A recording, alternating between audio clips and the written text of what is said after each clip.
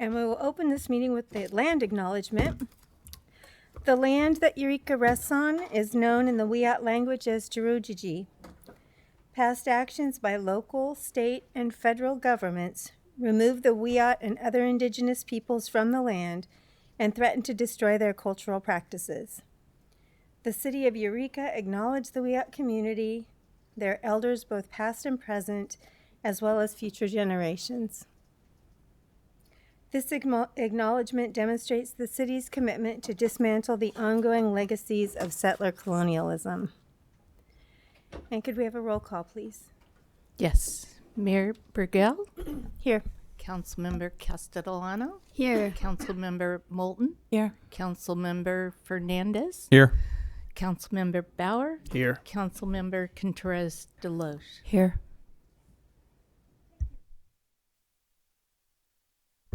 And would all who care to join me in the Pledge of Allegiance? I pledge allegiance to the flag of the United States of America and to the republic for which it stands, one nation, indivisible, with liberty and justice for all.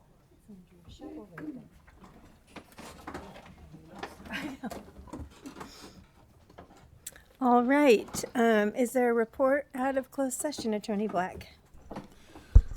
Mayor, there was an item added to the closed session agenda, which was a conference with legal counsel to discuss an item of existing litigation.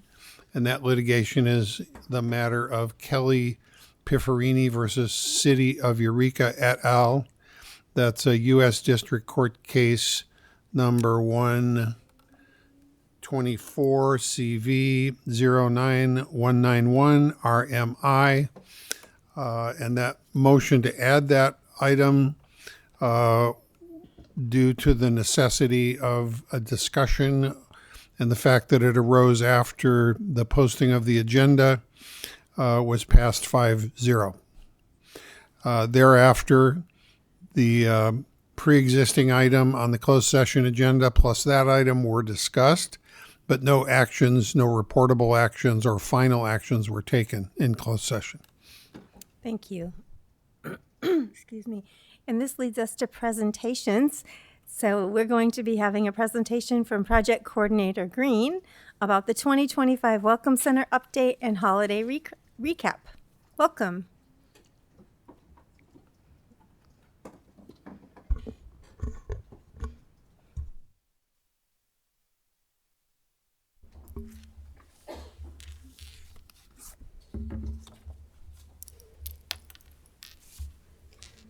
Alrighty. Thank you. My name is Madison Green.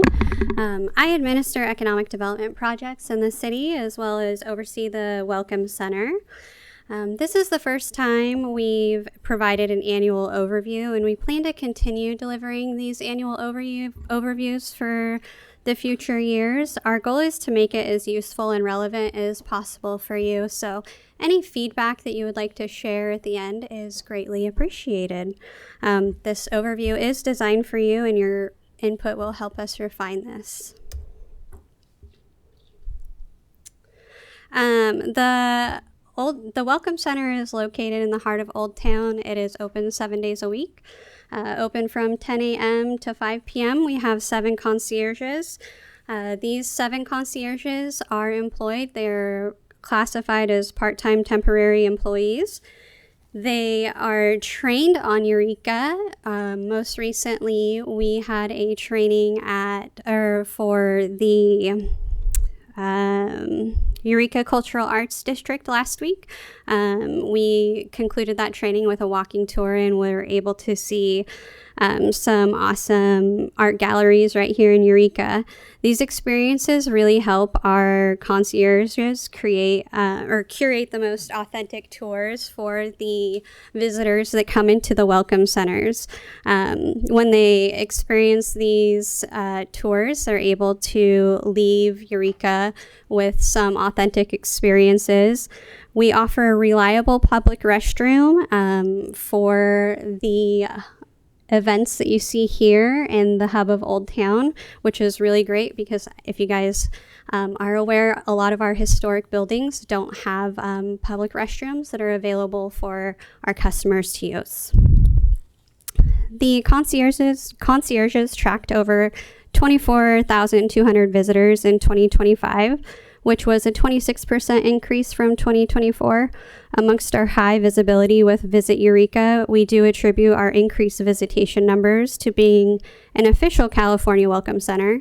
Using Placer AI data software, we pulled the Old Town footprint, which indicated 1.2 million visitors in 2025.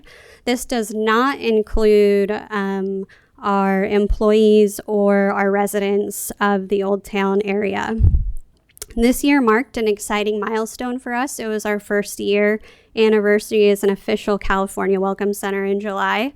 Building on that momentum, we had our Visit California industry partners come and host a dynamic industry night, connecting with local tourism partners, sharing valuable resources, and showcasing all of the dynamic tourism resources that we had at the Welcome Center at the City of Eureka have to offer to help drive and visitation and strengthen our tourism economy. This year, we're placing a strong focus on tourism, developing tourism through a new call for content designed to create authentic, locally led visitor experiences. We plan to partner with community members who are passionate about Eureka to lead guided tours that highlight our history, architecture, public art, murals, culture, and even specialty experiences such as ghost tours. These curated experiences are an important step in transforming visitation into meaningful engagement and longer stays. We're also excited to continue and expand our partnership with Visit California, including recent opportunities to host influencers who help amplify Eureka's story to a broader audience. These efforts directly support increased visibility and position Eureka as a must-visit destination. Many of us are eager to take a more active role in regional tourism, and we recognize Eureka's unique responsibility in that effort. As a major gateway along Broadway and Highway 101, Eureka is a central driver tourism within Humboldt County. We're excited to lean into this role to collaborate closely with regional partners and keep council informed and involved as we strengthen our tourism's economic impact in our community. So we're going to move on to the holiday recap. It seems so far, yet it was so close. I promise. It was only just a few weeks ago that we wrapped up getting our garland put all away. And it's all nicely tucked away in the basement of the Welcome Center. So born out of a collaboration, this effort began when Sue, a local small business owner, raised concerns about the declining sales. In response, multiple partners came together with Humboldt Made, leading the charge through the Choose Humboldt initiative, which focused on encouraging residents and visitors to shop locally. The first phase launched at Eureka Main Street's Holiday Open House and was followed by a full season of coordinating holiday programming designed to drive engagement and support downtown businesses. To further encourage exploration and support throughout the region, the interactive Vibe Map was also launched. Simultaneously, the 5 mayors launched the Eureka for the Holidays marketing campaign, featuring festive mascots and a centralized holiday calendar to increase participation citywide. Eureka Main Street brought Old Town to life with signature events including the Snowball Drop, Santa's Arrival, Small Business Saturday, and December Arts Alive. All of the holiday decorations that made this season festive were installed by the City of Eureka's Economic Development Team, Humboldt Bay Fire, Development Services, Public Works, and a handful of dedicated volunteers. An effort that truly showcased the community spirit behind these celebrations. One new, especially well-received, was a partnership between Humboldt Transit Authority and the Welcome Center. Together, they offered guided tours of homes registered for Home for the Holidays competition. The tours ran a rotating schedule 3 times each night for 2 nights and were offered free to the community. And due to the well-received public response, we're excited to see this happen in future years. So this slide is going to show you a footprint of Old Town and some Placer AI data. Placer AI, the footprint of Old Town is up here, as you can see displayed in this purple image. The foot traffic and Placer AI data show steady year-over-year growth in visitor numbers, indicating sustained momentum rather than one-time spikes. While visitation dipped in 2024 due to economic uncertainty, it has rebounded in 2025. This growth is especially consistent during holidays and major Old Town events when visitor activity peaks. We attribute this increase to our promotional efforts, which are driving awareness, boosting visitation, and encouraging longer stays. Overall, the data points to a strong and growing economic outlook for the city, supported by strategic investment in tourism marketing through Visit Eureka and Visit California. So this is our social media page, some quick snapshots and statistics on our Facebook side and then our Instagram side. Visit Eureka concluded 2025 with a strong digital momentum. The massive spike in Facebook follows positive 788% and profile visits positive 292% demonstrates that holiday content strategy successfully converted casual viewers into engaged followers. By focusing on district-grounded experience rather than generic travel promotion, Visit Eureka has strengthened its digital footprint, setting a robust foundation for tourism outreach in 2026. In addition to presenting about the Welcome Center annually, we hope to have Emily Kirsch, our consultant who runs Visit Eureka, present to you on these data points as well, to help keep you informed on what these numbers are showing us on our overall reach and goals. And then the community impact.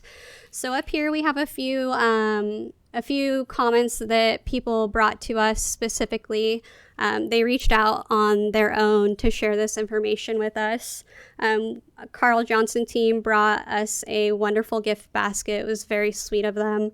And then we have Bell Star that left us a message. And then a community member brought us a note about the HTA tour nights that we did for the Home for the Holidays viewing.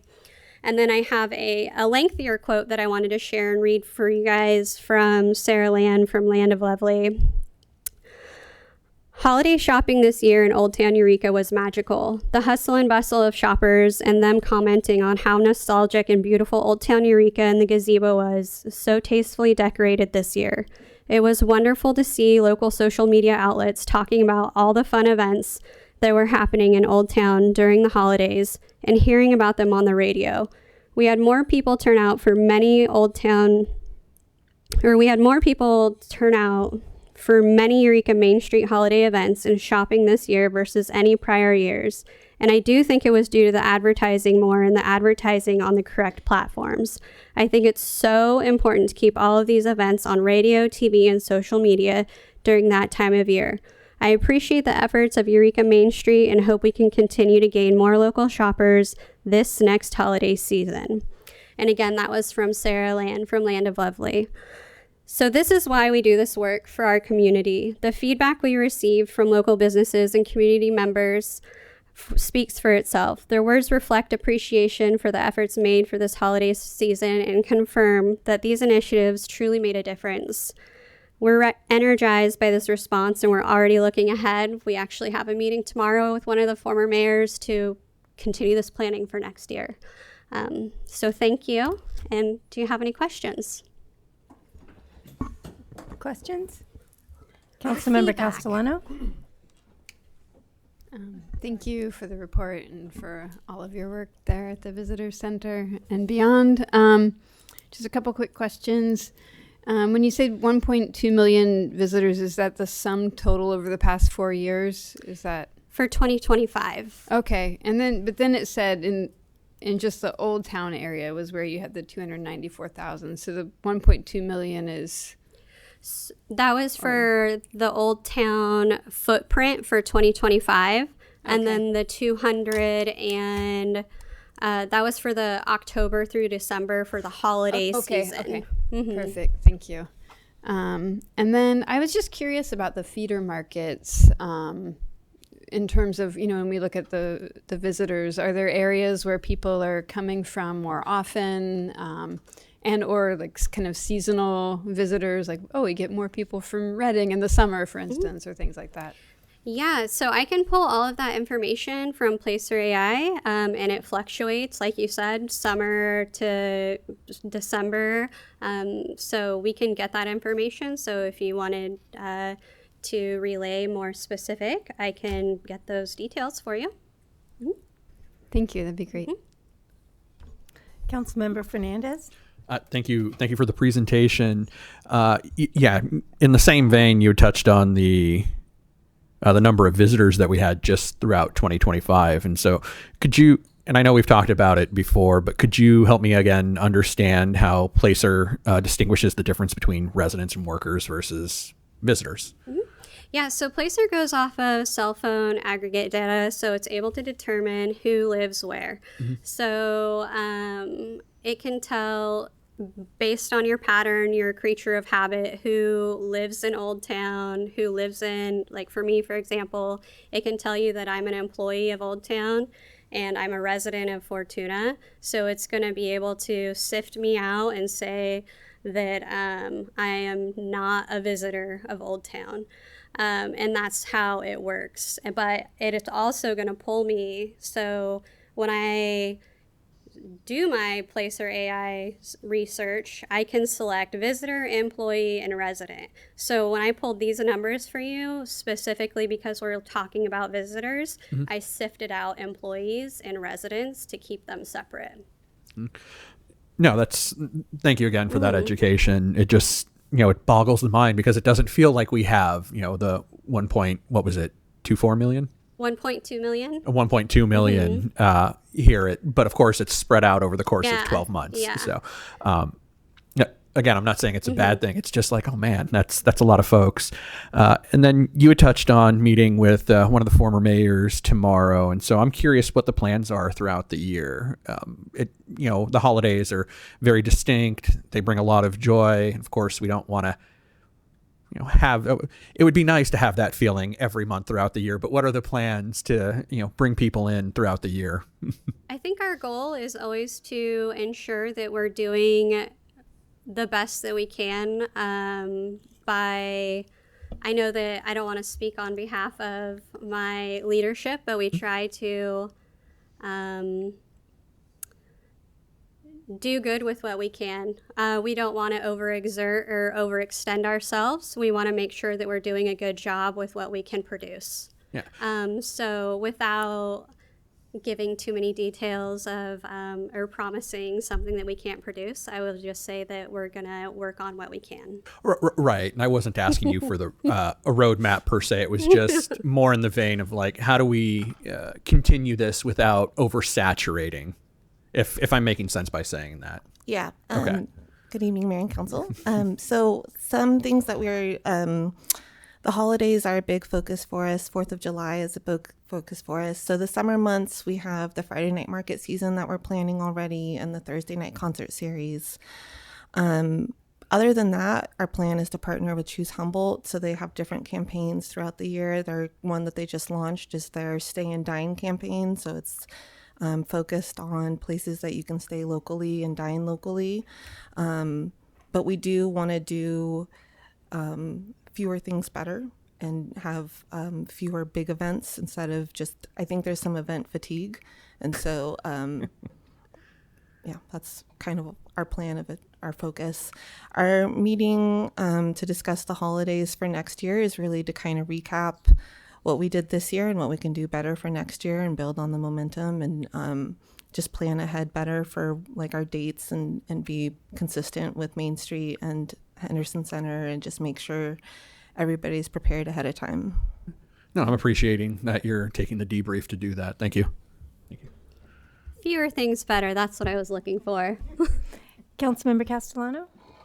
And to Councilmember Fernandez's question, one thing that I've experienced that Eureka's city staff does really well is also support all of the other events that are put on by other folks, which is huge. I mean, when you actually look at the calendar of events happening throughout the year, there's Railroad Coast Music Festival, the Kinetic Sculpture Race, and those aren't events produced by the city, but receive significant staff support. And so I think it's a matter of, also looking at the ways the city is as a partner in supporting kind of the ongoing flourishing.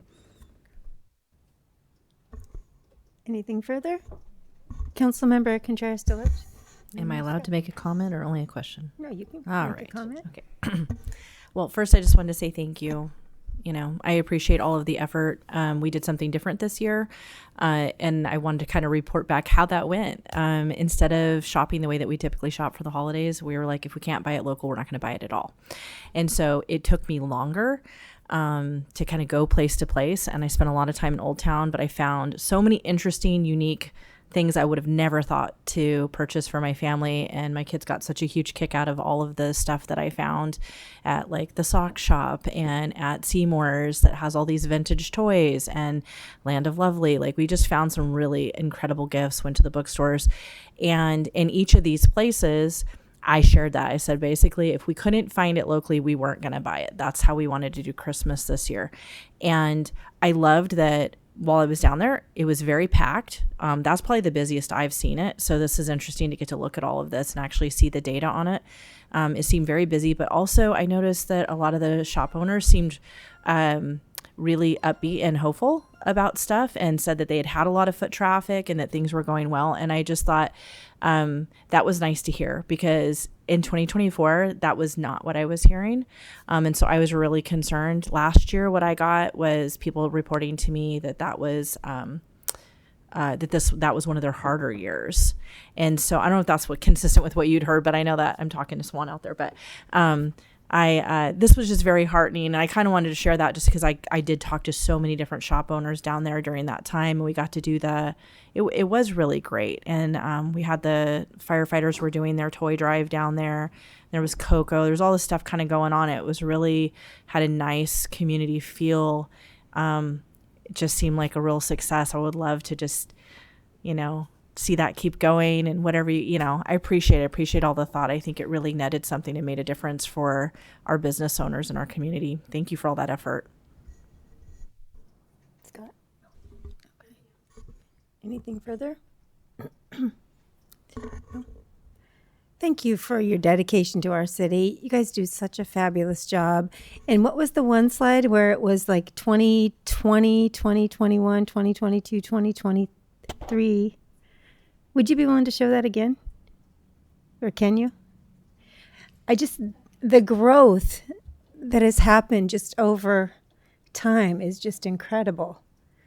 It blows the mind. So, and we know that is because you've been working and you're very focused on making that happen, you and your team. So thank you. Thank you very much for all you do. And with that. Yes, thank you. Thank you so much. We will move on to public comment period. This is the time for members of the public who wish to be heard on matters that do not appear on the agenda. City Council policy is to limit each speaker to 3 minutes. Such time allotment or portion thereof shall not be transferred to other speakers. Pursuant to the Brown Act, the City Council may not take action on an item that does not appear on the agenda. And a maximum of 30 minutes shall be given or allotted to receiving public comments at the initial comment period. If necessary, an additional period shall be allotted to public comment after city manager reports, but only if the first 30-minute public comment was not sufficient to allow all those who wish to speak. Do we have anyone here this evening that wants to speak in open public comment? Hi, welcome. Make sure the green light's on. Well, I'm Dave Startery, third generation American and veteran in Eureka, and I have 2 generations behind me. Concerning your ice plant thing last time with the report of fisheries, I was in Redway talking to a crab fisherman truck driver. He hauled a load from Crescent City, and they have ice provision there, and 2 fish companies, and he said it was very easy for him to ice his crab. And being a former Humboldt transit driver, we don't need a transit center here with apartments. But we could have an ice plant with apartments. The employees could stay there for their wages, and they can make retail ice to sell locally because we get it mostly trucked in. My focus is public safety. I have 3 grandsons, and the first one's driving. The second one's going to be up at the end of the year. When I drove down from Coast Central to here, I was tailgated all the way down to Myrtle and West, and I was passed at Myrtle and West, and the guy met me down here at the light at 5th and Myrtle. So we do need help in that area. We want these people to shop locally, but we want them to feel safe when they cross our streets and drive through our town and not to be pushed around okay. Now, I have friends that are police. Their kids, Charlie Swanson, who died in the line of duty, his son's here. He was my neighbor growing up. This isn't Minneapolis or Derek Chauvin country. This is Eureka. And I love a lot of the police and the work they do. I volunteered there on the first abandoned card committee. Me and Dr. Miller and Debbie that still does it. Still, I stuck my finger on a hypodermic when I was cleaning out a car. But just, they're understaffed. They cut their traffic enforcement department maybe 9 years ago when I was there. We just had a wreck on 299 with 4 kids that were killed by a driver that shouldn't have been on the road. And the police have to go to those things. They have to go dig the crushed kid out of a car, and they never get those pictures out of their head, And I got statistics from your staff today downstairs, about traffic accidents, and they're wonderful down there, by the way, your employees down there. But I have a traffic program this year. It's going to be Drive Safe Eureka for Shirley, and my Aunt Shirley was killed by a drunk driver. I got to take care of my wife for the next 5 weeks. She's getting a new hip, but I'll be back. Thank you. Thank you. Welcome, Joanne. Thank you. My name's Joanne McGarry. I am a resident of Arcata, but I do come to Eureka often. In fact, this morning I got up early and hopped on my e-bike and froze on the Humboldt Bay Trail to get to the Board of Supervisors meeting. I deliberately took my bicycle because the bike paths are wonderful in a lot of ways. The parking in Eureka and elsewhere is a real challenge, and we're talking about bringing people into the community, and I would really like for us to strongly look at creating safe, sane bicycle parking, whether it's large bike cages or some indoor thing. With my electric bike, there's no place for me to charge it currently. That's for the public. You have EV charging stations. I was going to ride back to Arcata and then take the bus here for this meeting, but I decided it was such a lovely day. I just rode on the trail all the way down to Sequoia Humane, actually. And by the way, they have some adorable new puppies imported from Oakland. So if you're into cute little dogs, check out Sequoia Humane. But there were certain challenges that I noticed along the way. And one of them was at Vista Del Mar, and the huge flammable tank that's right next to that restaurant, and hoping that some creative murals or art or something can be done to disguise that piece of equipment that's right next to a place that, people want to enjoy themselves. But it's sort of a scary juxtaposition.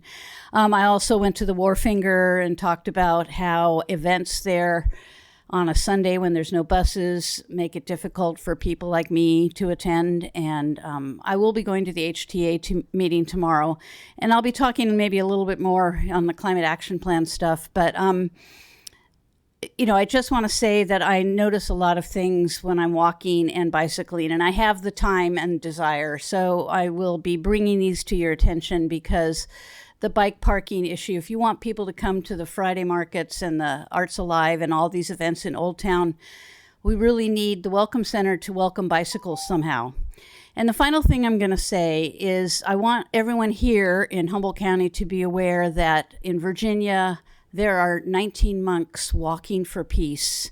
They've left Texas in October, and it's one of the most beautiful, beautiful growing movements of peace that I have ever seen. And not a penny was spent to get that kind of attention. It was just mindfulness and peace and loving kindness. And so look up the Walk for Peace. Thank you, Joanne.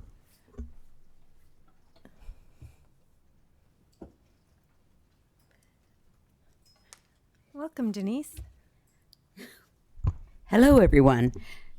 Honorable Mayor, council members, Mr. Slattery, and to all who this concerns. We of the Bridge District Neighborhood Watch and proud constituents of the 4th and 5th wards are addressing concerns we have in our area. Our part of the 4th ward has changed since the opening of the trail, and now we shall soon have a playground at the amphitheater. We understand that these projects are a big undertaking, and they have increased traffic to our neighborhoods. With that in mind, we have taken the liberty to create a management list to assist Mr. Slattery, city manager, to help prioritize what we think is important to Eureka's prosperity, health, and well-being. We would like to see this list accomplished by the end of April, sir.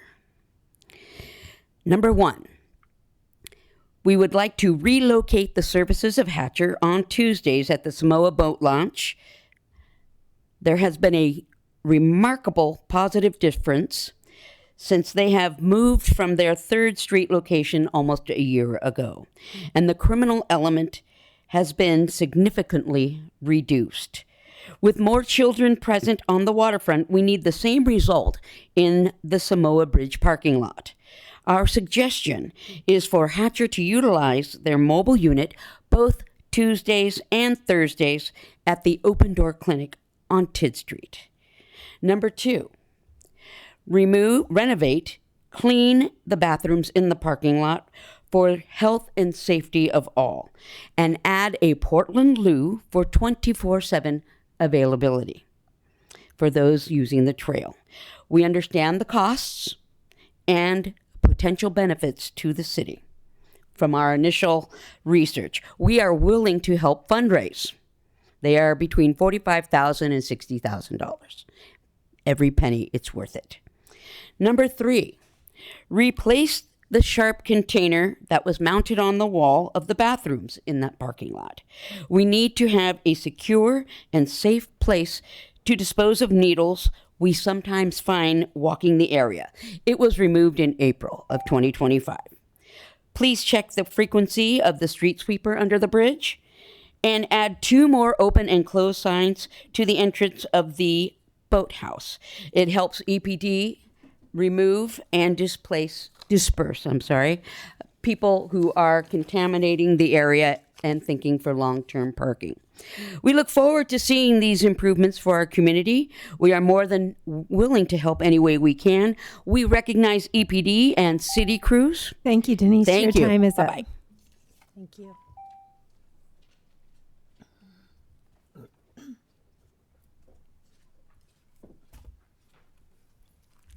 Welcome.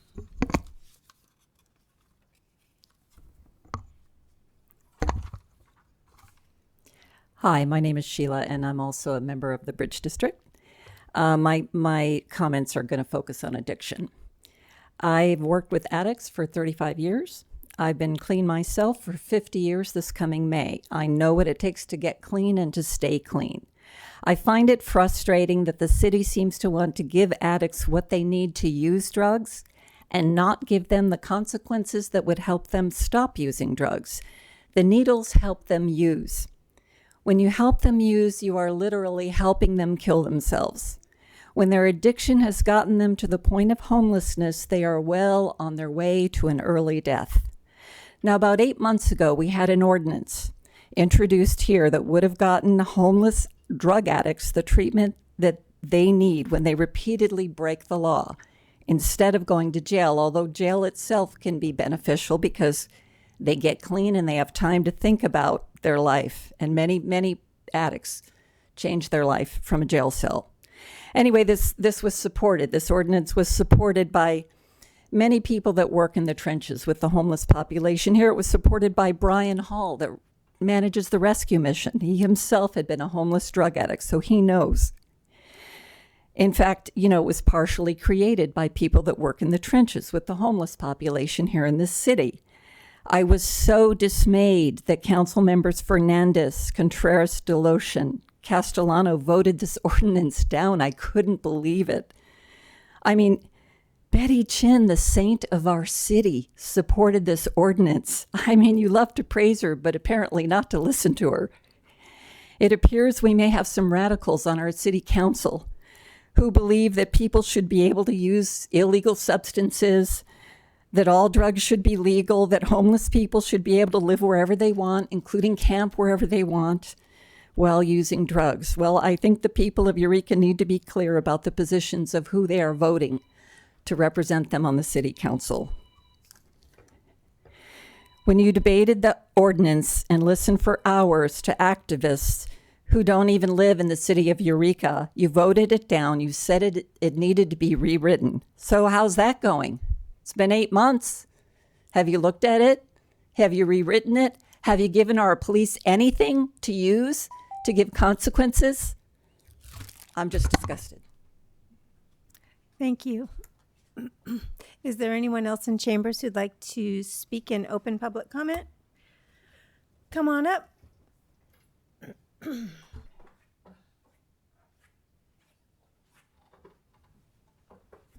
Hello.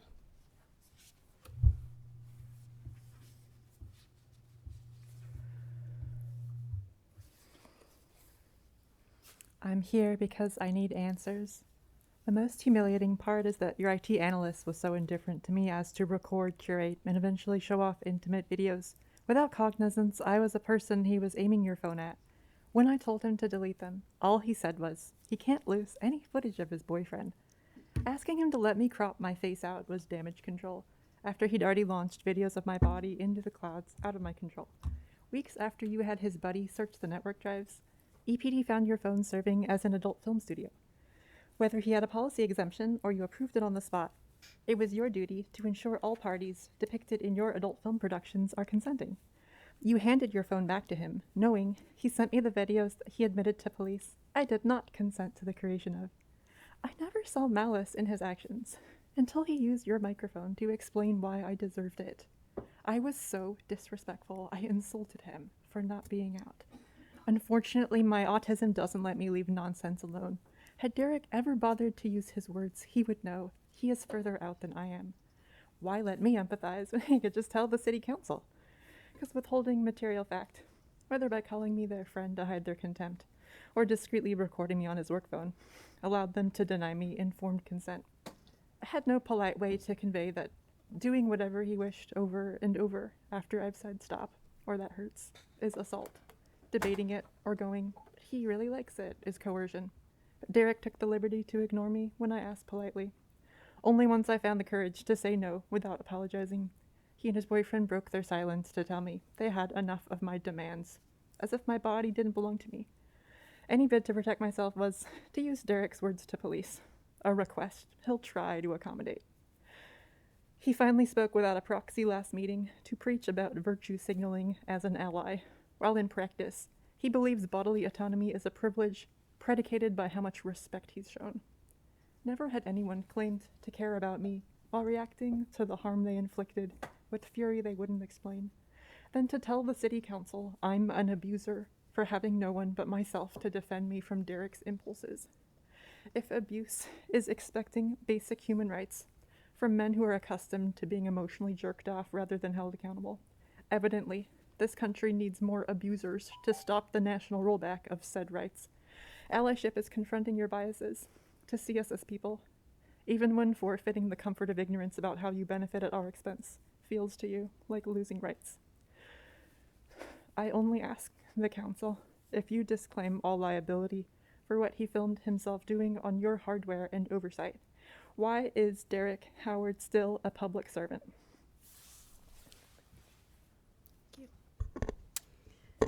All right. Is there anyone else in chambers that would like to speak on non-agenda items? Did I say speed? Speak. Speak, yes. Okay, seeing no one, do you see anyone on Zoom? Amy? Hi, I hope everyone's doing well. I was just hopping on to just check in and hear what was going on tonight. And I just wanted to address how grateful I am to the council for not passing the camping ordinance last year. As a current social worker who really appreciates all the work of the people who have come before and who continue to provide services to people who are struggling in our community.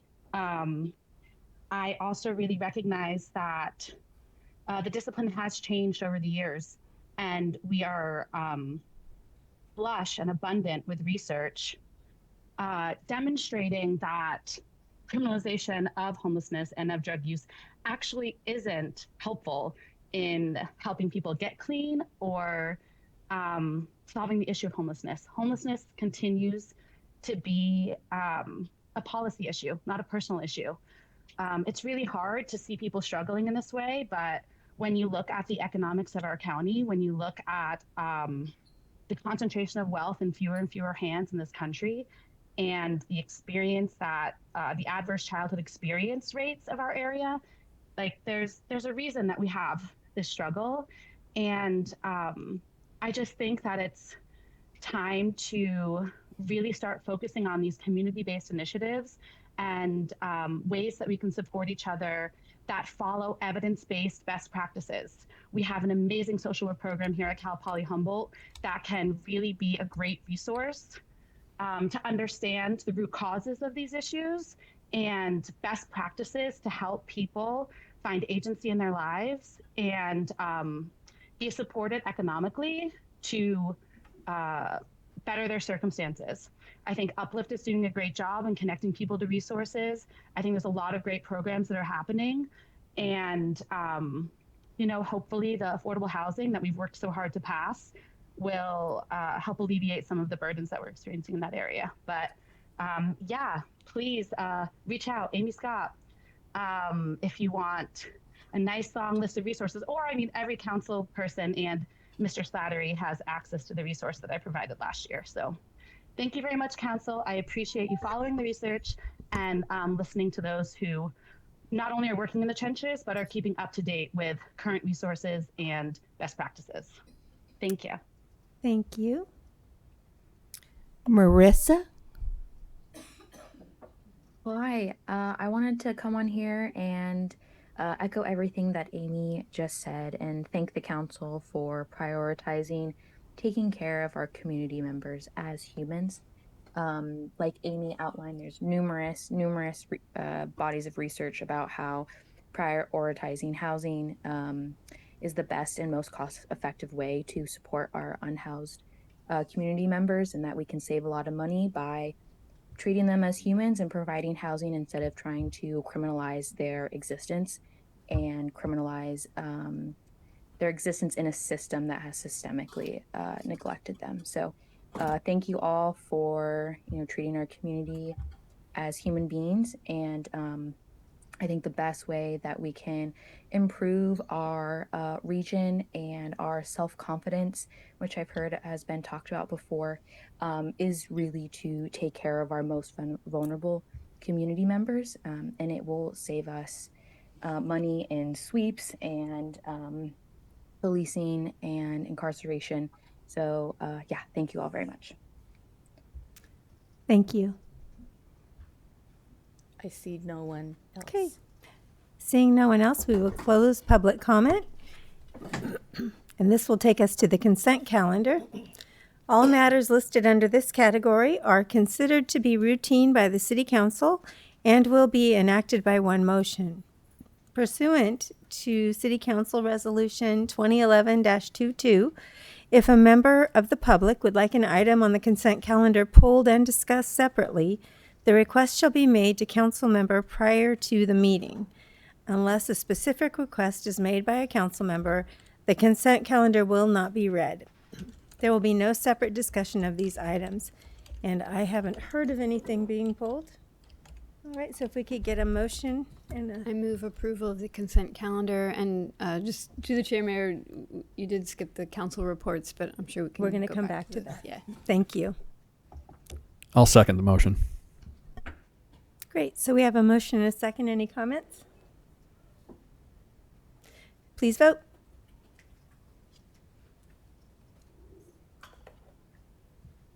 Unanimous yes vote, motion carries. And this takes us to council reports. Councilmember Castellano. Sorry, thank you. I do have a little travel report, which was just one reason why I had to make sure to get it in there. I did travel to Sacramento for to chair the Housing, Community, and Economic Development Policy Committee, and I really want to thank Director Kenyon for making the trip to represent the city of Eureka there and present as a committee. Oh, you're here. Hi. It was, just such an honor having your leadership and experience in the room, and the other city council members really appreciated the chance to hear about our experience with this round of RENA, Regional Housing Needs Allocation. And then I also went and toured the Hempcrete accessory dwelling unit that's here in Eureka, and that was it's just a really neat project. And I appreciate that, they were also really supportive and said great things about working with city staff on that project. And then the Humboldt Asians and Pacific Islanders in Solidarity Monument groundbreaking, and I think many of us were there. And thanks to Councilmember Bauer for sharing some great words, and then the Eureka Main Street Economic Vitality Committee. Councilmember Moulton. Thank you, Mayor. I don't have any travel to report, but I'll go backwards here. I attended the Chamber of Commerce award banquet for local businesses, the Happy Monument ground blessing, the COP board meeting, which was very interesting and engaging. Big engaged crowd, great questions, really good to see. And congratulations to Humboldt Bay Fire Battalion Chief John Chambers for his promotion to Deputy Fire Chief. That's all I have to report. Thank you. Councilmember Fernandez. Thank you, Mayor. Let's see. We were supposed to have a 2x2 with Eureka City Schools, but it seems that was rescheduled. I had my meeting with the Redwood Region Economic Development Commission. We had a presentation from Harbor Manager Chris Mickelson. It's obvious that it still hurts to lose the almost $420 million worth of federal grants that were supposed to be had, I think, back in August of 2025. And so wind energy still on pause, but they're trying to coordinate something with the state on the availability of Prop 4 funds, the proposition that we approved back in 2024 as a state. And then also from that commission, we approved and are sending to each of our constituent pieces a newly amended joint powers agreement. So I'm hoping we can get that on our next agenda. Attended the Government Transparency and Labor Relations Policy Committee at the League of Cities in Sacramento. Suffice to say, at least when it came to the budget, it was the budget of the state. The lenses of the governor are very rose-tinted, and we'll have to wait until May 15th for at least something closer to reality. And then it seems that our discussion was mostly dominated by AI use and policies around such. And so that's something I know that I'd like to at least have a conversation more in depth about with city staff. And then, of course, over the last few weeks, I'm grateful for the people that have been showing up to protest the current administration's use of ICE agents and immigration policies. And I want to thank the chief and the Eureka Police Department and its approach to keeping the demonstrations peaceful and safe. Just last week as well, I was invited to speak at a vigil for Alex Preddy by the California Nurses Association and their union members at St. Joseph's. And suffice to say, it was quite emotional, but needed given the amount of safety, care, and compassion that these medical professionals provide in their day-to-day tasks of their profession. And I think I saw all of the council members at the Chinatown Memorial dedication, and everyone had great words just from everyone who'd spoke. And so thank you, Councilmember Bauer, for what you had put together, and to County Supervisor Natalie Arroyo. Lastly, I'm working with city staff on scheduling my town hall sometime in March, maybe, probably April, though it seems, regarding our own city budget and its processes, and looking forward to getting input from constituents and folks. Thank you. Thank you. Councilmember Bauer. Thank you, Mayor. Let's see. First, Redwood Coast Energy Authority, we had a board meeting not too long ago, and we elected a new chair. So I am no longer chair, which makes me kind of sad because it's a great organization and super fun to work with. But giving somebody else a chance at it. I got to have dinner with a Sports Illustrated writer who was hopefully going to say great words about our community and write up a good story about mainly fishing, but we'll take it. I did have some travel. I attended the Cal City's Environmental Quality Committee, and just a quick, there's not a lot of bills yet for us to get involved in as a League of California Cities, but kind of laying the groundwork for environmental quality is, our focus is to review issues related to air, water quality, climate change, CEQA, waste management, hazardous materials, coastal issues, and utilities. So those are the things we focus on when it comes to legislation and things that improve the quality of our communities, or improve our communities and improve the environment, which was fun. I also vice chair that committee. I had a meeting at Cal City's Finance Committee, so I help ensure that Cal City's finances are all tip top. I got to speak at the Chinatown groundbreaking, the memorial, and I'm honored, and I just think I can't wait for this the memorial to be constructed. It'll be a great thing for the community to learn about our history, which often is challenging for us to think about, but important that we remember history, especially in times like these. And lastly, I attended the Chamber of Commerce Gala, which was great, and there were some great speeches. Dale Maples knocked it out of the park with his speech about him and his fourth generation of running a business. Kudos to you. That's it. Thank you. Thank you. Councilmember Contreras-Deloche. Thank you, Mayor.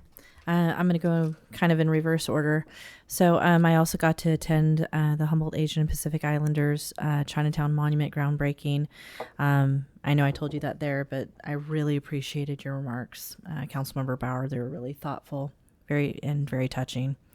I got to attend the Chamber of Commerce Business Awards dinner, and I want to congratulate Ashley Velas again, who's done so much here locally. They all had, and we were all very touched, like Councilmember Bauer said, the comments that Mr. Maples gave about his family, just the humility and the kindness and generosity that their family, I know his wife Jill through foster care and other things that we have worked on, and they're such a generous family. It was nice to see them honored. I got to visit with Assemblyman Damon Connolly while he was here, played tour guide for him a little bit, met with some local business members about some different economic goals and some concerns about that.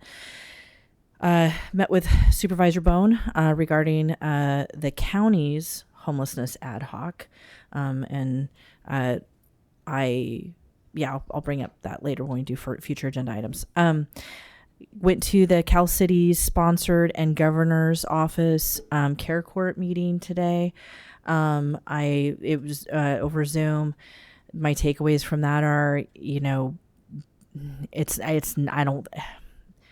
I'm I'm concerned that it's not going to have really the kind of impact I think that a lot of us were hoping that it was going to have. I mean, that's my personal opinion after sitting there, in part because it seems like they're almost going to be implementing things that as a city we've really already taken the lead on. And so I don't know how much of a difference it's going to make. I guess time will see. Met with some teachers and guidance counselor here about children that are kind of aging out of communities. It's kind of an adjacent, they're trying to find them housing. They're in this kind of strange gap. And I bring this up because this ties into my Cal City's appointment, which was on community services. This is the first year I've served on that. If I understand right, it's because Councilmember Bauer purloined my tax and revenue appointment. But actually, I think it was really good. I got down there and realized that. So I had requested that we put children on there, and that and kind of moving forward goals around childcare, but also expansion of foster care services. I didn't expect to do it. I actually got up and argued for that and got it on our agenda for this year. So it was on the heels of having met with somebody up here and finding out about these kids are slipping into and I'm sure the mayor is well aware of this because she works with these children, that they're slipping into these little gaps and right around 18 years old, and they're at risk of homelessness because of it. So it's been a busy couple of weeks, but good couple of weeks. Thank you. And I have a few things. Let's see. So I had the honor of swearing in the new board for the Chamber of Commerce. Teresa Connolly is the new president. She's from Premier Financial. I was able with Councilmember Castellano and Jeff Davis and City Manager Slattery to present 2 different checks, one to Food for People and one for St. Vincent de Paul to support food security in our region. It was such a blessing to be there and to have those tours and to see all those people. And at that event, this was so awesome, you guys. We have an Uplift employee, Robert Williams, who's been with the city for 5 years. He's housed so many people in our community. And I got to give him his 5-year pin. It's actually been almost 6 years now. And if you ever meet him, he is just a man full of humility. And he just has such a love for our community. And so that was a real gift to be able to do that. I attended the Chamber Gala and gave out certificates from the city along with Supervisor Arroyo and 2 other people who I know, but they're not coming to my from Chris Roberts' office. And anyway, some other people that are I can't think of it. So that's fine. But we were there. It was fabulous. And I, too, really want to talk about, I don't want to talk about it, but I just want to honor the people that won.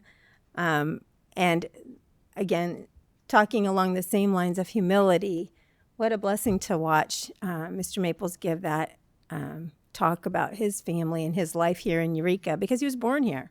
He was born here, went to Eureka High, and it just... what a blessing to know that we have people that are like that in our community that are just so giving. And, he's not the only one. We have a lot of people in our community like that. And it was just nice to hear him. I attended the groundbreaking for I'm going to totally blow this, Lakil Udak, the Elders Village project with the Wiyat tribe, which is happening right next door at 6th and L. I attended a cleanup with Pack Out Green Team. Again, you guys, I'll tell you, if you have not been, I encourage you to go. It's super fun. You get to hang out with our community. Beautiful outdoor. We live in paradise, so not much wrong with that. Let's see. I attended the Happy, and again, I mentioned to you earlier, Councilmember Bauer, but this guy, his remarks were fabulous, and as well as Supervisor Arroyo. And if you want to listen to what Councilmember Bauer and Supervisor Arroyo and some of the speakers had to say, it's on my Facebook page, so it's a live stream. You can go on there and actually listen to them. And I think you will be as moved as many of us were at that event. Clam Beach Run is happening Saturday at 9:30 a.m., so get your shoes out and come on down. That's going to be fabulous, 5.75 miles. Our mental health town hall is happening May 9th, so put that on your calendar, save the date. And then lastly, I wasn't going to, but I really feel compelled to, I went to the protest as well with my son. It was a beautiful day. What an honor to be out there with my kids, or my kid. My other kid doesn't live here. But I just want to read a statement that I put out because this has really been bothering me a lot. And so I want to just speak to it in this moment. So I'm going to. So not just as mayor, but as a human being, I am sickened and heartbroken over what is happening in Minneapolis. Alex Preddy was an ICU nurse. His job was to save lives. When he saw a woman pushed to the ground, he did what any good person would do. He stepped up to help. For that, he was held down and shot.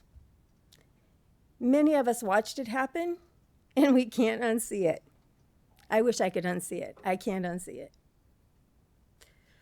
What hurts almost as much as the killing itself is being told that what we saw wasn't real, that we should doubt our own eyes, that Alex Preddy was somehow a criminal who deserved what happened to him. I refuse to accept that. And I know I'm not alone. This is not about politics. This isn't about left or right. This is about right and wrong. No one should die for trying to help someone else. No one should be murdered in the street while people plead for it to stop. And no government should try to explain away a killing instead of owning it and answering for it. Now, I believe we can stand up without becoming hateful. I believe we can demand justice without losing our humanity. And I believe we can continue to stand in unity, lift each other up, and care for each other in these dark moments. And as Martin Luther King says, one of my heroes, darkness cannot drive out darkness, only light can do that. Hate cannot drive out hate, only love can do that. Let us be the light right now. Let us take care of one another, and let us refuse to accept that this is our America.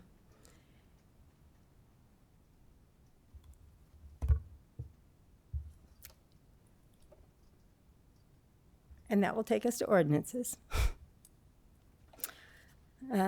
Humboldt County Regional Action Plan, Climate Action Plan with Senior Planner Lo Hefner.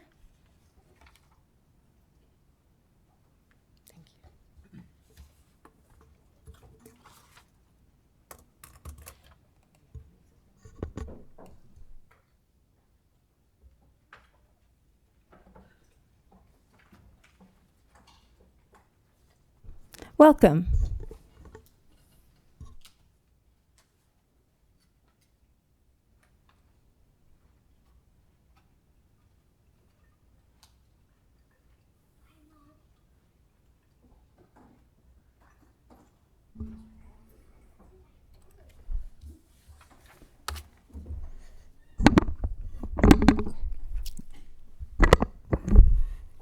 Good evening, Mayor and Council. My name is Chris Lohefner, Senior Planner here at the City. Before you is consideration of adopting the Humboldt Regional Climate Action Plan, or the RCAP. This presentation will briefly cover what the RCAP is, how it was developed, what it includes, and what adoption would mean for the City of Eureka.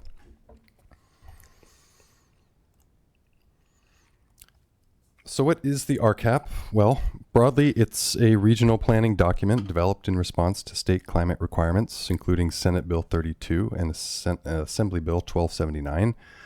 These state laws set long-term greenhouse gas reduction targets, including reducing emissions to 40% below 1990 levels by 2030 and achieving carbon neutrality by 2045. Development of the RCAP was led by Humboldt County with participation from all 7 local jurisdictions and applies across both incorporated and unincorporated areas of the county. The overall intent is to provide a coordinated regional framework to address and reduce greenhouse gas emissions. Tonight, the Council is being asked to adopt the RCAP for city planning and implementation purposes. Importantly, this is a policy and planning decision, not approval of any development, infrastructure project, or funding commitment. And just a bit of background. In 2019, the city joined the county and other incorporated cities in signing a memorandum of understanding to pursue a shared countywide regional climate action plan. And when the 2022 version of that document was drafted, it required some adjustments to function as an effective countywide implementation plan and went back to the drawing board. Following that, the RCAP was revised with public outreach and regional participation taking place over several years. This included early and iterative public engagement, a countywide survey conducted in May of 2024, and formal public review as part of the environmental review process. The revised draft RCAP was then released in August 2024, followed by preparation and circulation of a draft environmental impact report in early 2025. And then in December 2025, the Humboldt County Board of Supervisors adopted the final RCAP and certified the associated environmental impact report. And for Eureka specifically, the overall process has included staff participation in regional working groups to develop the RCAP, supporting the county's workshops and public outreach throughout Eureka, providing reviews and input on the plan and its environmental documents, and providing regular updates to council. The council itself has also discussed the benefits and impacts of a climate action plan at numerous strategic visioning sessions. And after a years-long process, tonight's action is for the City Council to consider adoption of the RCAP as the city's climate action plan. Oops, where's that going? So what's included in the RCAP? The RCAP is built around countywide greenhouse gas inventory and reduction targets that align with state climate goals. It replaces the 2015 inventory with an updated 2022 inventory to help with determining realistic targets for greenhouse gas reductions. The inventory documents the primary sources of emissions in the county, with on-road transportation and natural gas use in buildings as the main contributors. The RCAP projects the county's emission forecast and reduction targets by sector, such as transportation, building energy, waste, and water, and recognizes that implementation looks different in urban and rural areas. And where feasible, it also evaluates individual implementation measures and quantifies their expected greenhouse gas reductions to provide a consistent metric for tracking progress and reporting. It is worth noting that the emissions forecast and targeted reductions are calculated regionally, not tied to any one jurisdiction or area. The RCAP also recommends sector-based strategies to reduce greenhouse gas emissions and organizes its emissions reductions approach under 11 overarching strategies, including a cornerstone strategy focused on regional coordination. So for cities like Eureka, the plan emphasizes urban-focused strategies such as infill development, transportation choices, and building upgrades, as well as less concrete yet still supportive measures such as regional coordination, shared staffing and governance structures, and other actions that help jurisdictions align efforts and pursue funding opportunities. To put the RCAP implementation measures into context, they generally fall into two categories. Some measures are quantified, meaning the RCAP estimates their greenhouse gas reductions in metric tons of carbon dioxide equivalent. Examples include expanding public transit network to increase mode shift to transit, reducing non-residential gas use, and increasing commercial use of zero-emission vehicles. Other measures are supportive. They don't necessarily have specific emissions number attached, but are nonetheless critical to making the quantified measures achievable. Supportive measures include things like coordination through a regional climate committee and a shared climate program manager, transportation demand management plans for large employers, and advocating for green energy options such as offshore wind development. The RCAP includes over 24 measures, which are further broken down into well over 100 individual action items. Those action items are not mandates, but a detailed menu of options that jurisdictions can draw from, adapt, or defer based on local priorities and capacity. Together, the quantified and supportive efforts function as a package. Some actions produce measurable reductions, while others provide the structure and capacity needed to deliver those results. The RCAP is also designed to be implemented over time, with regional progress tracking and periodic updates as conditions, funding, and capacities change. So why adopt the RCAP? Well, it places Eureka within a broader regional partnership framework rather than having the city approach climate-related planning on its own. Key regional partners include Humboldt County Association of Governments, Humboldt Transit Authority, Redwood Coast Energy Authority, and Humboldt Waste Management, along with the county and other incorporated cities. These agencies all play central roles in transportation, energy, waste, and infrastructure planning, areas where outcomes depend heavily on regional coordination. In addition, many climate and infrastructure-related funding programs prioritize, or in some cases even require, regional coordination. Adoption helps position Eureka to compete for grants and participate in partnerships with the county and other agency when those opportunities arise. The RCAP is essentially intended to function as a roadmap, not a prescriptive work plan. The city still has local flexibility for moving forward on priorities we're already working on, and would gain a long-term menu of strategies to draw from as opportunities arise. Importantly, the city has discretion over implementation strategies to pursue, how to tailor them to local conditions, and when or whether to move them through future council actions or other decision-making processes. Finally, the adoption of the RCAP helps implement the city's already adopted plans and priorities. The city's 2040 general plan includes policies calling for regional coordination on greenhouse gas reduction, as well as preparation of a climate action plan to meet state targets. And the City Council's 2025-26 strategic vision specifically identifies adoption of a regional climate action plan as a priority, consistent with numerous prior strategic visions adopted by the Council. And a brief discussion of the CEQA roles and responsibilities. Humboldt County served as the CEQA lead agency for development of the RCAP. As part of that process, the county prepared a programmatic environmental impact report to evaluate adoption of the RCAP as a policy and planning document. That EIR looks at potential environmental effects at a broad programmatic level, but does not approve or authorize any specific projects. As part of that environmental analysis, the county acknowledged that future implementation of RCAP strategies could result in environmental impacts associated with project and infrastructure development. The EIR therefore included mitigation measures along with a statement of overriding considerations, which acknowledges those potential future impacts and outlines best practices and considerations for addressing them as specific projects are proposed. And as I mentioned, in December 2025, the Board of Supervisors adopted the final RCAP and certified that final EIR. And at that same hearing, the board also discussed and adopted CEQA greenhouse gas thresholds of significance for county use. Those thresholds are standards applied during future project reviews to determine when a project's emissions may be considered environmentally significant and require additional analysis or mitigation.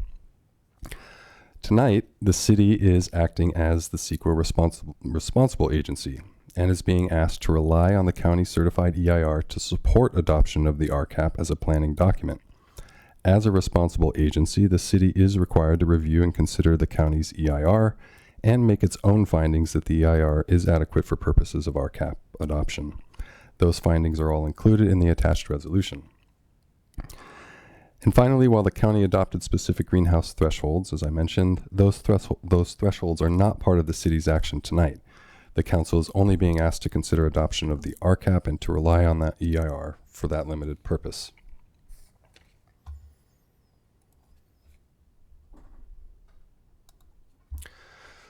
So what are the next steps? At the regional level, the RCAP envisions formation of a regional climate committee made up of staff from the county, the cities, and key regional agencies.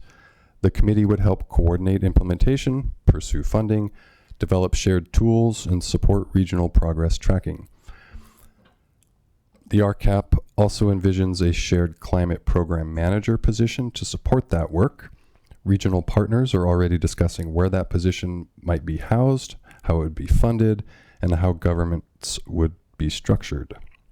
And as of now, the committee and program manager are expected to be housed at either HCOG or RCEA. At the city level, staff would develop a city-specific RCAP work plan. That work plan would identify which RCAP measures are relevant to Eureka, prioritize near-term actions aligned with existing city programs and adopted plans, outline staffing and resource needs, and establish an implementation and reporting approach. Staff would also continue participating in regional discussions to help finalize the recommended placement and structure of the committee and program manager. Any future steps, whether related to staffing, funding policy updates, or a city-specific work plan, would come back to council for consideration and direction. So tonight's decision is about adopting a regional planning framework that the city can use over time while maintaining flexibility with future implementation decisions affecting the city directly. Staff believe that all of the required findings can be made to adopt the RCAP, and it is therefore staff's recommendation to adopt the Humboldt Regional Climate Action Plan as the city's climate action plan and make the required CEQA findings based on the county's certified environmental impact report. I do have a suggested motion, but we'll stop screen sharing at this point, and I'm available if you have any questions. Thank you. Thank you so much. Do we have any questions? Councilmember Castellano? Thank you for the report. Quick questions. The timeline for the adoption of the Eureka specific plan? Or it was mentioned that there would be a plan brought back to Eureka that would be kind of specific to our part in the plan. So in terms of implementing, how we implement the RCAP? Yes. Well, so that's just kind of to be determined. We just need to we need to finalize what's going on with the climate committee and the climate program manager, and then just see how that fits in with what our work is looking like, and come up with some strategies and analyze staffing and resources. So I would guess probably a couple of months, but it's hard to say. We're still waiting on other jurisdictions to make their decisions. Thank you. Yeah, and that makes sense. It's, definitely we have to kind of wait until our time. And then do we already have a staff member who's going to be serving on the regional committee? Is it going to be you, Planner Lohofer? As of right now, it's been Director Kenyon and Okay. myself, more so her. She's been much more involved over the years, and we're just kind of, again, waiting till the leaves fall and what makes most sense. It'll kind of depend on staffing availability and what the overall workload's going to look like. Great. And then, it makes a lot of sense, and I realize why we're really looking at the public sector in terms of the climate action plan. But will there be kind of later in the process kind of more coordination with the private sector in terms of like how can we support them in kind of embracing some of the climate action plan goals? I think that would be the hope. There's a lot of measures and actions that are very cross-disciplinary and would certainly be something that the private sector would want to be involved with. I think the mechanics of that are going to get worked out once we have the climate committee in place and figure out who exactly is going to be doing that kind of work. And of course, we have the regional partners, HTA and RCAA and others that are going to be probably taking on some level of that role. It'll just kind of become a little bit more clear, I think, in the coming Right. months. Yeah, we'll get there. I get totally. And since I serve on the Humboldt Transit Authority and Humboldt Waste Management Authority boards, it's nice to see that there's plans for them in this as well. And so I'm sure I'll be seeing it in other spaces too. So cool. Those are all my questions. Thank you. Thank you. Councilmember Fernandez. Thank you for the presentation. This is obviously something that was been going on since before I've been on council. We're into 7 years now at this point, it seems, and it seemed like there was a hiccup maybe back in 22 or 24, had to go back and then come back to us, and now here we are. So that's fantastic. We're here. Feels a little disingenuous with some of the questions I had, just because we need to go to the at the higher level with the county to put that together for Eureka to make some decisions on how we make these changes moving forward. Then that's kind of what I'm, or at least that's what I had taken from the question from Councilmember Castellano, correct? I'm not sure I understood the question, sorry. We can't really make a whole lot of decisions until we have, as a city, we can't put a lot into place until we have some feedback from this county committee, correct? Yeah, I think the regional committee is going to inform how we interact with this RCAP and how we address implementation. There's going to be all the jurisdictions in the county and all the partners kind of collaborating to figure out what the immediate strategies are going to be that we implement, and kind of working out the committee and staffing position is going to help us figure out where to start and how to engage with this thing. Because I know in the report it was saying that reducing carbon footprint for residential by 4%. It's like, I'm thinking, how do we do that? And it's like, so we just got to press pause for a moment and kind of coordinate with the other entities to figure out what we can do, correct?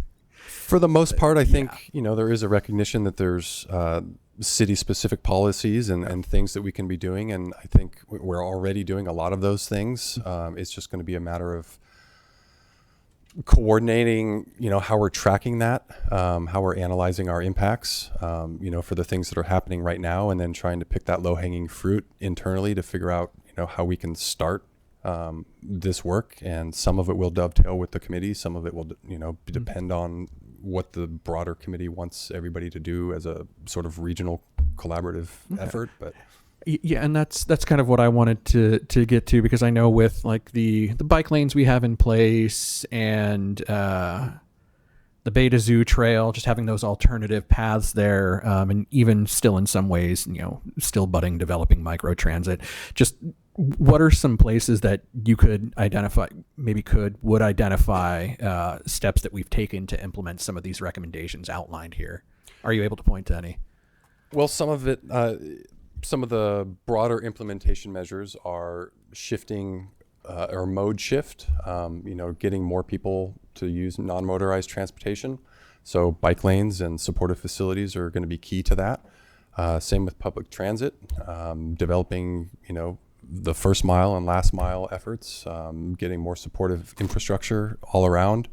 And I know the city's already been working on that with our housing projects and developing bike lanes and bike boulevards and sort of establishing that infrastructure network that will facilitate that mode shift. So all of that can be quantified.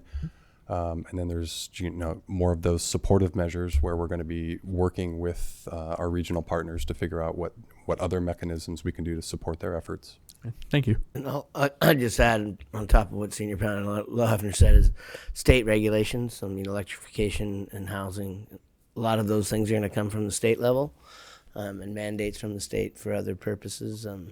Obviously, council can be more restrictive or more ambitious about those things if they choose to, and we can do our own to do what we can in public as well as private sector. If we really wanted to, AB 1383, the compost thing, we can expedite. That's not a good an example because we don't have the capacity to do so, but there is an option to do those things. Start our own version of the Tennessee Valley Authority here in Eureka. Yeah. All right. Mm-hmm. Any further questions? Councilmember Castellano? Just one more question. As I'm sitting here thinking, I'm just also imagining, once we get to the point of adopting the sort of Eureka specific, climate action plan, that we could have some sort of, to Councilmember Fernandez's question, kind of like metrics in, various staff reports. Like, if we adopt a housing thing, we could say, oh, this also satisfies goal X, Y, or Z in the climate action plan. So we can kind of see how we're tracking those measures too in terms of the work we're doing. Yeah, that would be great. And I think there'll be internal mechanisms like that, trying to figure out what's going to be the best way to track what, how we're accomplishing these goals or trying to reach those goals. There'll be, cross-departmental collaboration too, and trying to figure out, how our facilities are making retrofits and what those numbers are going to look like, and how we incorporate all those numbers, as a city effort, and then, add those to the counties or the regional quantification of our reduction efforts. And I just want to make one clarification. When we talk about specific plan, this is our climate action plan. We'll bring back programs, projects, other things that will comply with this that'll be specific to Eureka in order to comply with the plan. I just didn't want to get the public confused that we're going to come back to you guys with a whole nother EIR and another climate action plan. That's not going to happen. Sorry, yeah, thank you for that. That is what I meant, and thanks for clarifying for the public. Great. If there are no further questions, we'll open this item up for public comment. Is there anyone in chambers that'd like to speak on this item?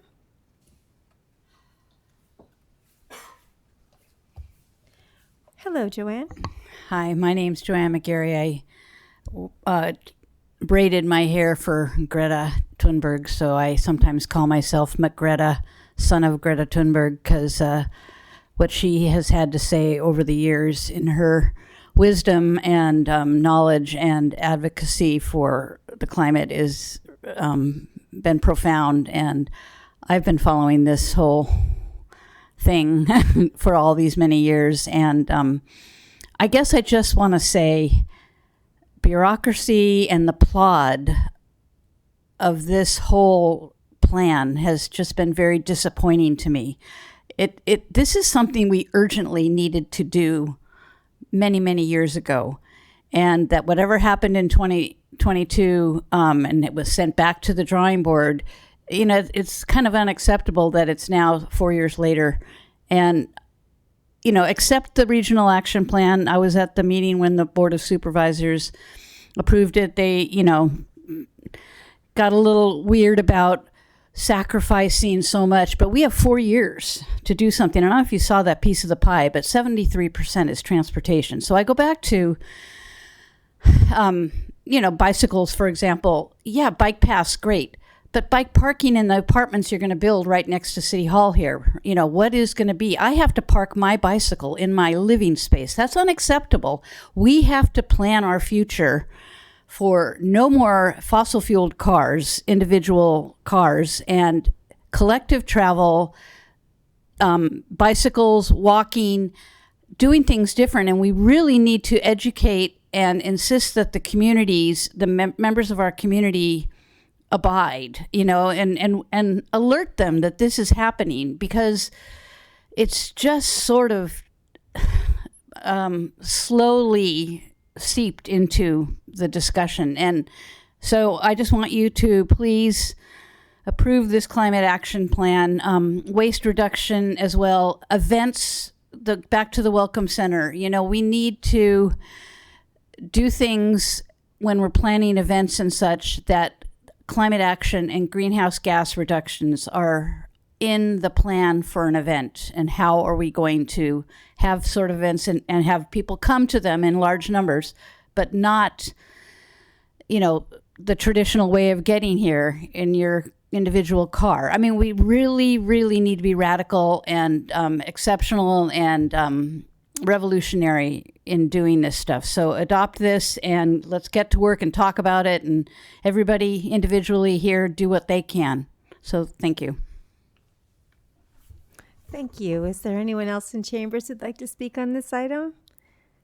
Seeing no one, is there anyone on Zoom? So we'll close the public comment and bring it back to council for a motion, second, and discussion. Councilmember Bauer. I guess I can make a motion, then we can discuss. Mm-hmm. Yeah. Can we get the motion back up there?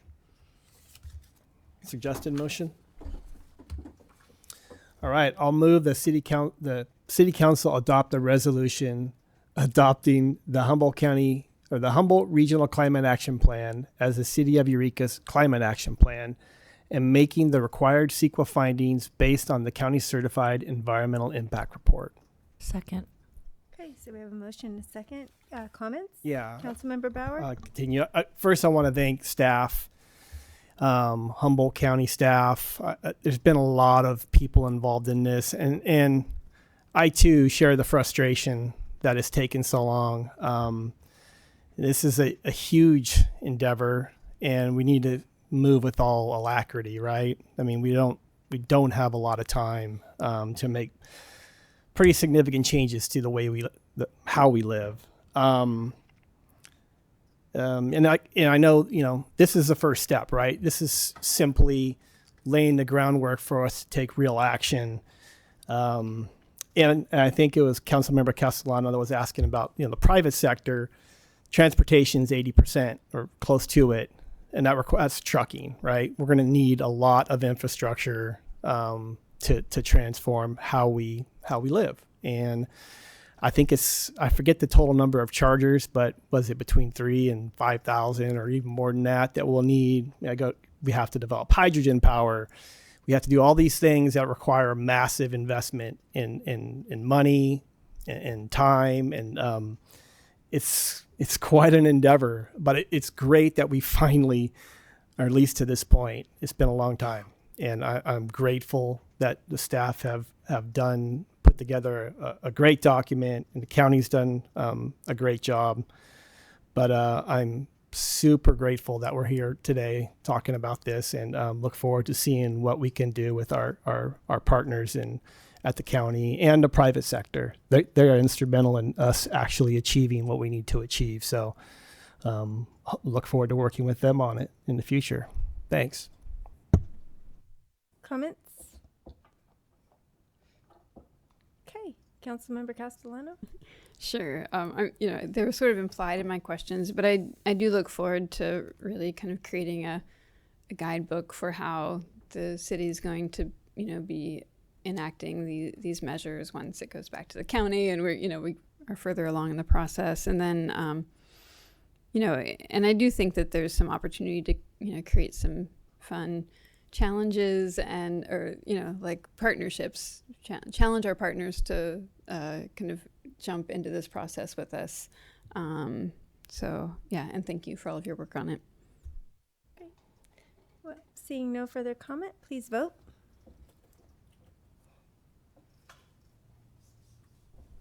Unanimous yes vote. Motion carries. Great.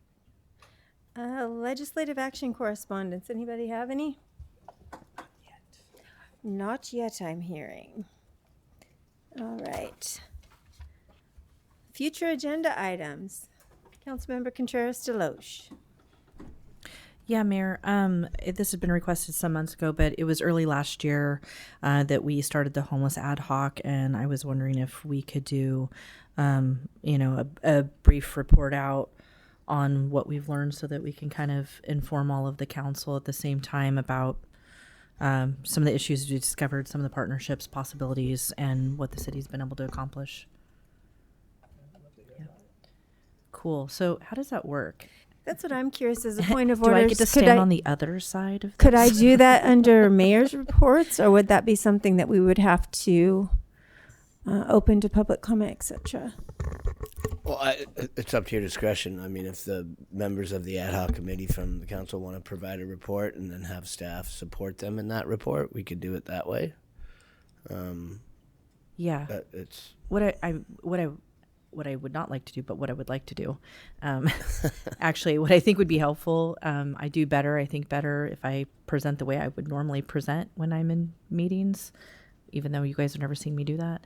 It might be easier for me to sit over there and on that side of things. Can I work the clicker from here? I can work the clicker from here, so you can definitely work but I the would like to clicker from coordinate there. with staff and stuff like that, because obviously staff is the one that's been doing all this work and been the impetus behind all that stuff. So I could coordinate with city manager. That works for us. And it sounds like it'll be a report. It won't be anything we're voting on, so we could probably do that. No, yeah, just a report. Great. Okay. Thanks, guys. Get you in. All right. Councilmember Fernandez. Thank you, Mayor.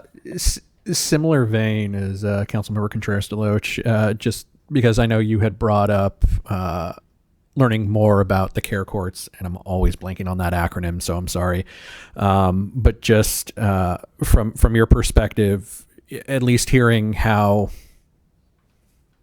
there may not be a lot for us to utilize given what we offer at the city level, I'm curious if we might be able to get a report then, if we're able to, or if there's any point in coordinating. I've had a lot of recent discussions with managing mental health clinician Jake Rosen, and he had the same viewpoint as council member Contreras-Deloche, but we've had a lot of success here locally recently. So I could likely have him bring back a city manager's report and give a report on what's going on locally with the care courts. Okay. If Everybody's council in? chooses. Does everybody want to hear that? Great. Thank you. So we do have consensus on that. Is there anything further? All right. Seeing none, we will bring it to our city manager reports. City Manager Slattery. Thank you, Mayor, and good evening, Mayor and Council. I just wanted to give an update on recent activities and some of the protests that have gone on.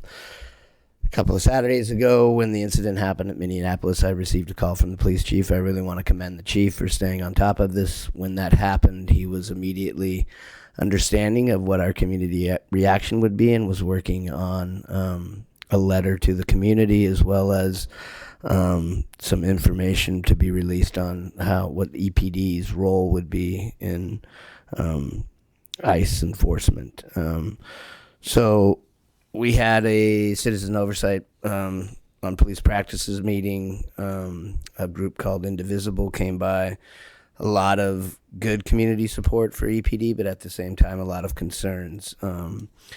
So I wanted to read the letter that the chief put out and give the community references on where they can go to find some of this information. So the purpose of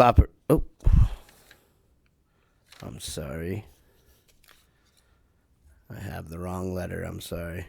Anyway, the letter is available, and I will bring it up on our website. I'm sorry, I grabbed a different memo from the chief, but the memo is available on our website. It's on the front page. It's one of our first links on there. In that is the letter from the chief, and then at the bottom of that letter is a link to frequently asked questions that can answer some of the here, I got it right here, I think. And also included in that is we have translations for Hmong and for Spanish on there. So here it is. As your police chief, I have always believed that this role is not one of political motivation, nor is there room for political grandstanding. My responsibility and the reason I sought and accepted this position is to provide the highest level of service to everyone who calls Eureka home, as well as those who visit to enjoy all that our city has to offer. My role is to protect both our community and the members of the Eureka Police Department. EPD responds to all calls for service and requests for assistance. When we arrive, we assess each situation carefully and act in accordance with the law. This work includes keeping the peace, investigating crimes, preparing reports, and submitting those reports to the Humboldt County District Attorney's Office for review and potential prosecution. With respect to immigration enforcement, it is important for our community to understand EPD's role. The Eureka Police Department does not enforce civil immigration laws. We do not ask about a person's immigration status during contacts or enforcement actions, do not participate in immigration detainers or holds, and do not transfer individuals in our custody to immigration authorities unless required by a judicial warrant or judicial probable cause determination. EPD does not collaborate or share immigration-related information with federal immigration authorities unless required by state or federal law, nor do we assist federal agencies with immigration enforcement activities. Our actions are guided by California law, including SB 54, the California Values Act, EPD Policy 428, titled Immigration Violations, and the City of Eureka's Sanctuary City Resolution. In March of 2024, all EPD personnel received training on these laws and policies and formally acknowledged their understanding and responsibility to follow them. This is ongoing training that will occur annually. As a veteran of the United States Army, having served to protect our country and the rights we all enjoy, I strongly believe in the First Amendment. I fully support community members who choose to express themselves through peaceful protest and gatherings.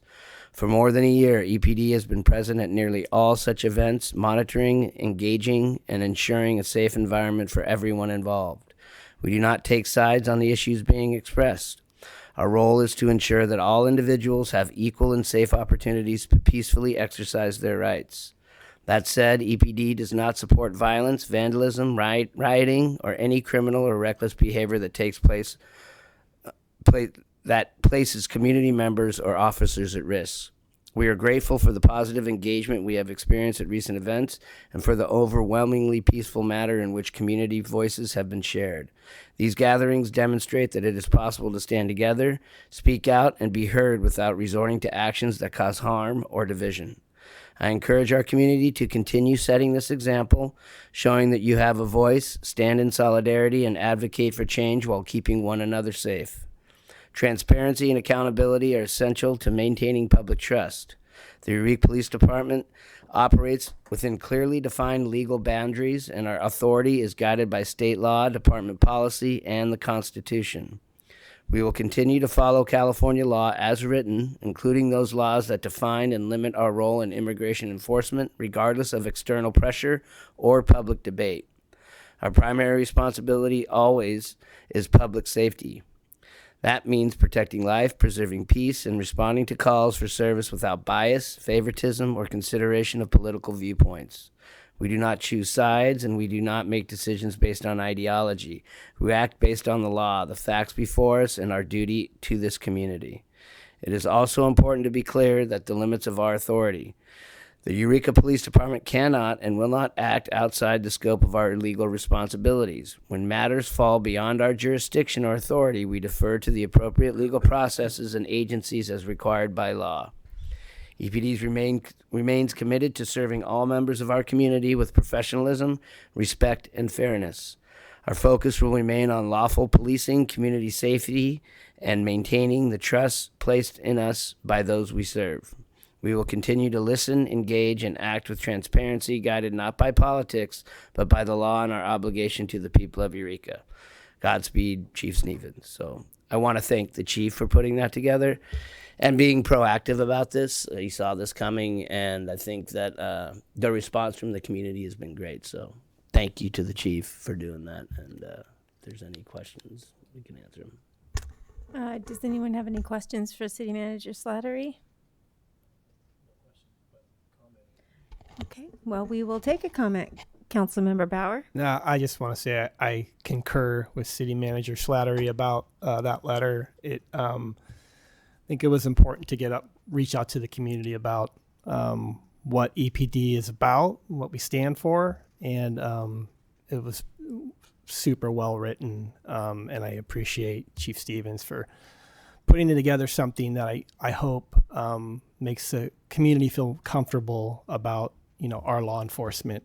They're not ICE.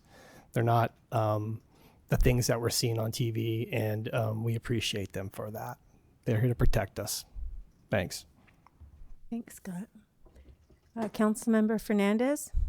In the vein of public outreach, City Manager, I know we had talked about with the chief when the next upcoming dates for Coffee with the Chief might be, or that type of event. So I'm curious what we've come to on that. The date hasn't been set, but as soon as we do, we'll definitely get out as much information as possible. We'll put it on all of our social media and everything like that, but I'm pretty sure he's committed to sometime this month. Okay. So hopefully by the end of the month, for the next week or two, we'll have a definitive date. All right, thank you. Anything else? Okay. Well, I too want to share my appreciation, not only for the letter, but for all the great work that EPD is doing down at these protests and just in our community in general. When I'm down there, and even just through email, phone calls, seeing people at the market, I hear a lot of great feedback and appreciation for all that you guys do on a regular basis to keep people safe. And so I appreciate too that you got right out in front of this, that you have a facts list, and that you're willing to talk to people about this. You're not, you're open and willing to do that. And I'm really, I'm grateful for you guys and appreciate you so much. Thank you. And with that, if there are no further comments, it is only 7:44, but we are adjourned. I have an 18-part question. Ha!